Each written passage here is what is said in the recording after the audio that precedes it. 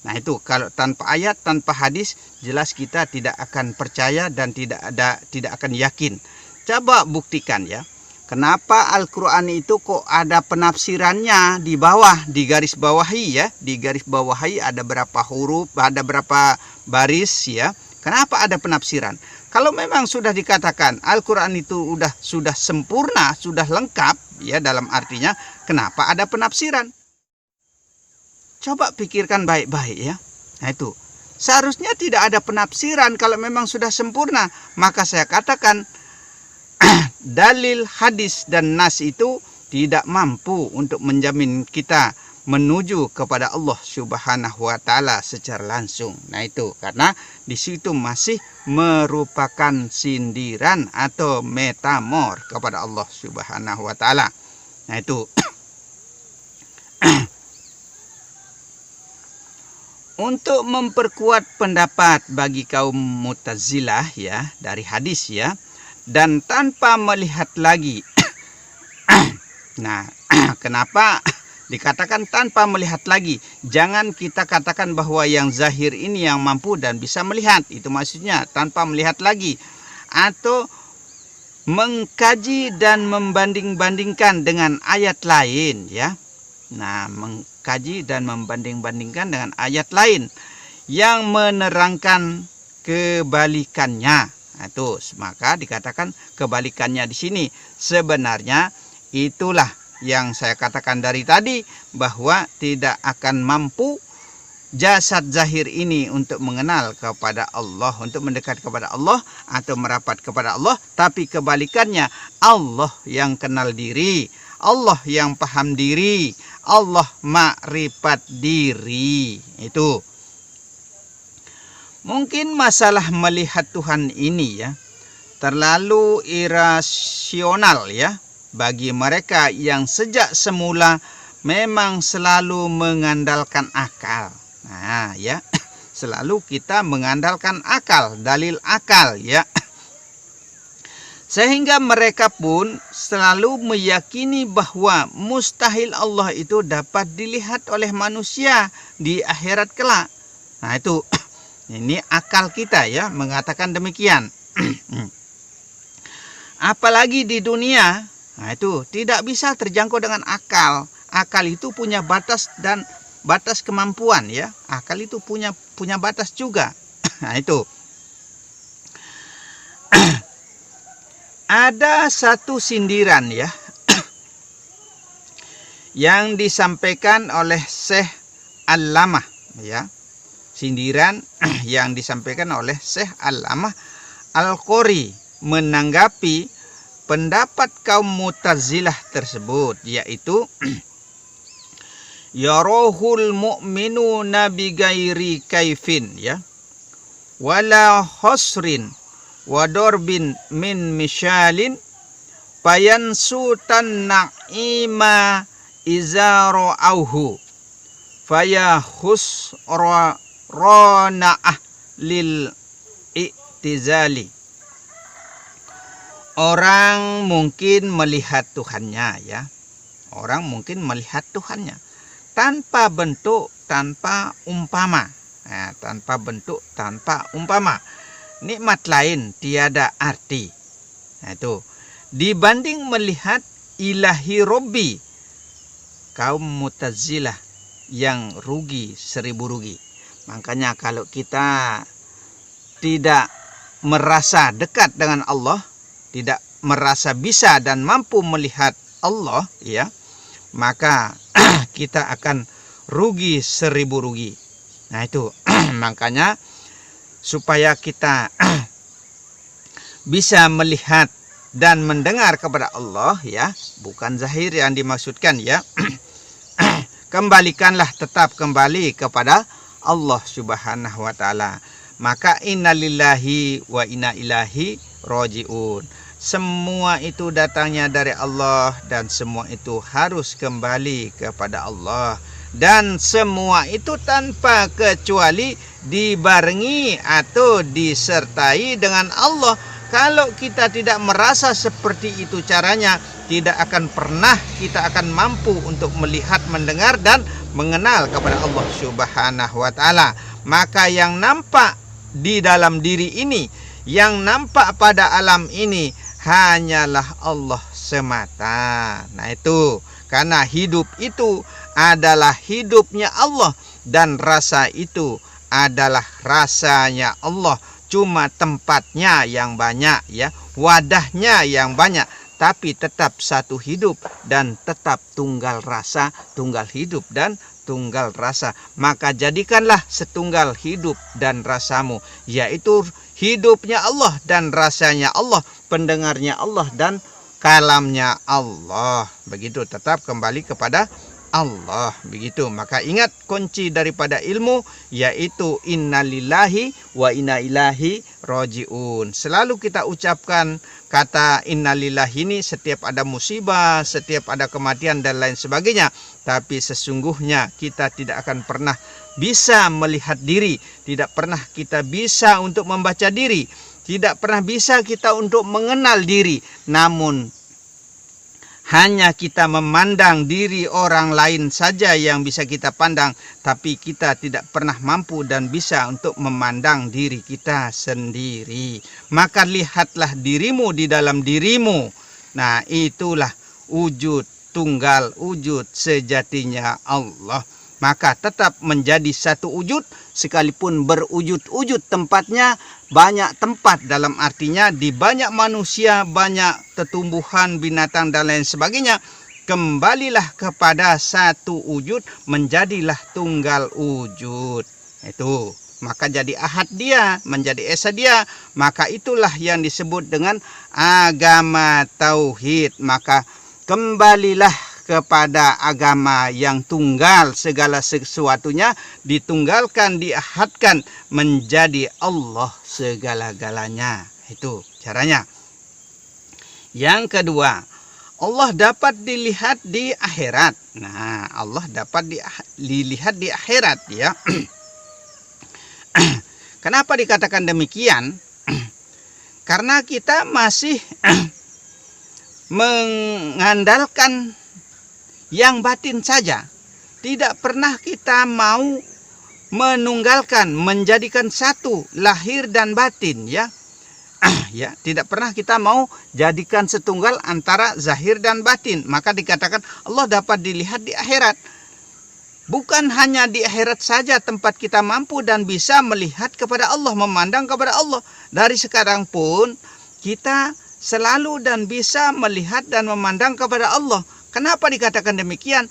Karena Allah pandang diri sebenarnya. Karena bedakan antara mata dan pelihat ya.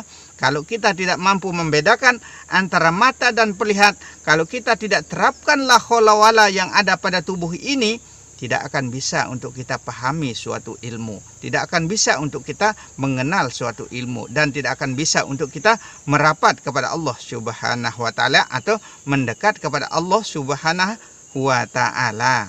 Maka seolah-olah, bukan seolah-olah lagi ya, kita harus memandang diri batinnya.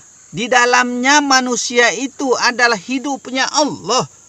Nah itu, tapi jangan katakan bahwa yang zahir ini yang mampu dan bisa melihat atau memandang kepada Allah.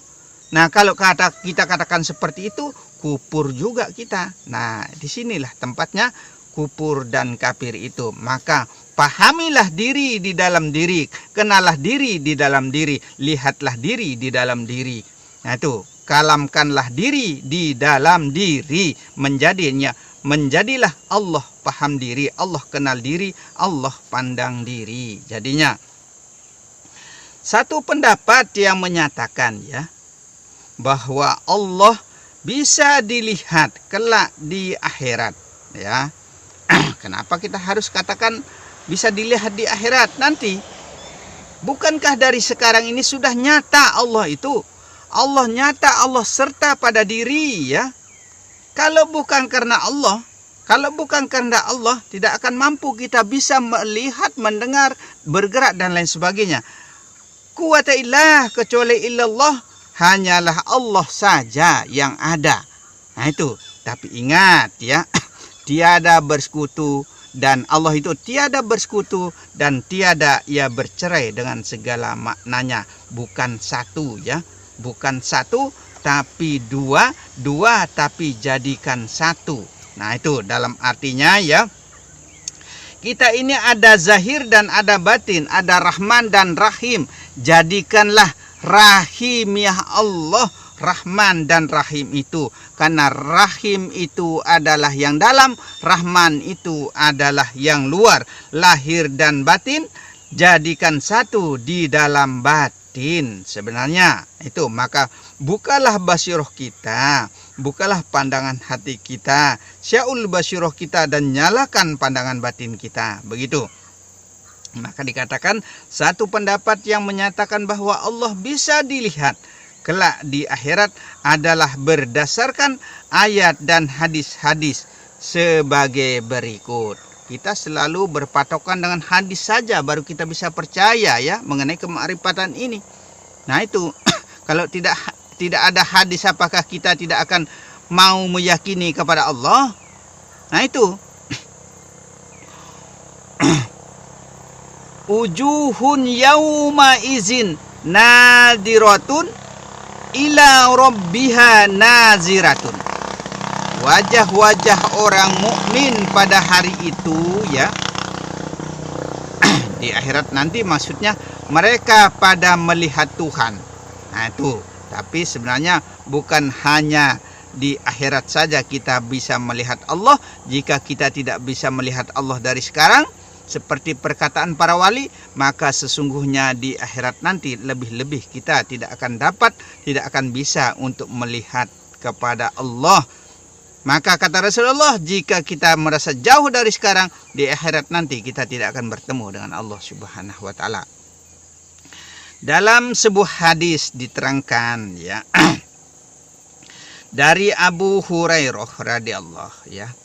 Sesungguhnya orang-orang para sahabat ya bertanya, "Ya Rasulullah, apakah kita bisa melihat Tuhan kita pada hari kiamat?"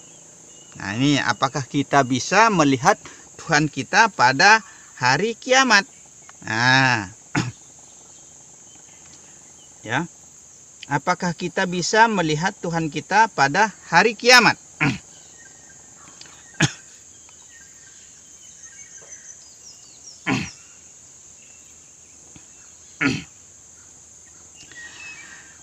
Bukan hanya nanti ya, bukan pada hari kiamat saja. Dari sekarang pun kita harus bisa memandang Allah pada wujud nyatanya manusia, pada wujud nyata apa yang ada pada alam ini sebenarnya ya. Maka Rasulullah menjawab ya, "Sulitkah kamu melihat bulan di malam bulan purnama?" Ini kata Rasulullah ya. Apakah sulit kita melihat bulan pada bulan saat bulan purnama?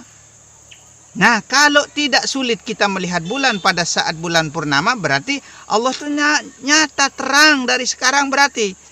Allah itu nyata nampak dari sekarang. Nah itu, maka dikatakan la maujudu illallah. Tiada yang berwujud-wujud pada alam ini, pada manusia itu, kecuali hanya Allah saja yang berwujud. Itu tidak ada wujudnya manusia. Maka dikatakan suatu bayang tidak akan bergerak jika tidak ada empunya bayang. Jika tidak ada yang menggerakkan. Begitu. Berarti geraknya siapa? Kehendaknya siapa? Tentu sekali kehendaknya Allah. Begitu. Para sahabat berkata, "Tidak ya Rasulullah," katanya.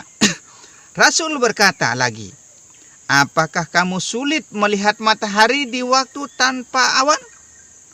Apakah sulit kita melihat matahari waktu terang? Itu ya. Tidak. Kalau tidak, berarti seperti itulah terangnya Allah dari sekarang. Seperti itulah nyatanya Allah dari sekarang. Nah itu. Allah, maka dikatakan Allah nyata, Allah serta pada diri. Lihat sudah dirimu. Karena diri itu adalah hidupmu. Wujud itu adalah hidupmu. Kenyataan hidup pada manusia. Kalau kita tidak hidup, bagaimana kita mau nyata? Kalau kita tidak hidup, bagaimana mau ada rupa?